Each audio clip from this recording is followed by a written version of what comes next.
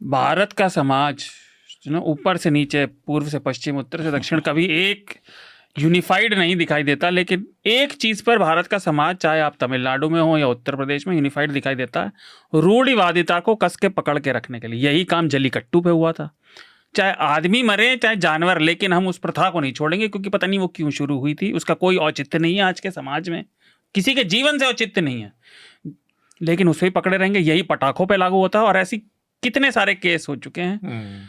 हमारे लोग मर रहे हैं, लोगों को अपने बच्चों की परवाह नहीं है, तो किसी और की क्या परवाह होगी। तो और क्या कहा जा सकता है कि भैया मेरी उम्मीद है आप जागें, अपने पैसे भी बचाएं और जिंदगी भी। और आखिर में एक बात जो सारे लोग कहते हैं कि ये एयर पोल्यूशन पे बात दिवाली के समय पटाखों को लेकर क्यों होती है, उसमें एक बात है कि एक ये बात होना स्वाभाविक ही है, क्योंकि इतने बड़े स्केल पे सर्ज एयर और नॉइज पोल्यूशन का और कहीं नहीं दिखता है जितना। और ऐसा तो है नहीं कि साल भर लोग ये कह रहे हैं कि बाकी टाइम प्रदूषण करते रहो।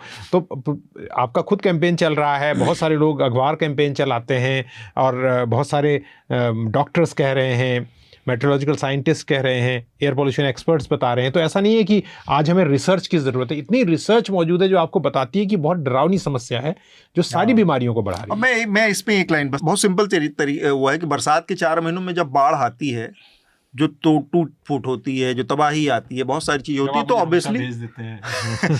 ऑब्वियसली है कि उस समय बात होगी। जो आप कह रहे हैं ये तर्क है कि आज दिवाली पर ही क्यों बात होगी। ऑब्वियसली मैंने आपको बताया कि दिवाली के नेक्स्ट डे में कहाँ चला जाता है 2.5, और PM 2.5 बहुत खतरनाक है।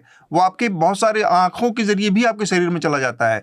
बहुत सारे मामलों में ये मतलब कई सारे शोध कहते हैं कि वो स्किन से भी आपको पेनिट्रेट कर सकता है। और ये जो आप कह रहे हैं PM 2.5, तो उसके साइज के हिसाब से डिसाइड किया गया ना। There is PM 1 also, PM 0.1 also.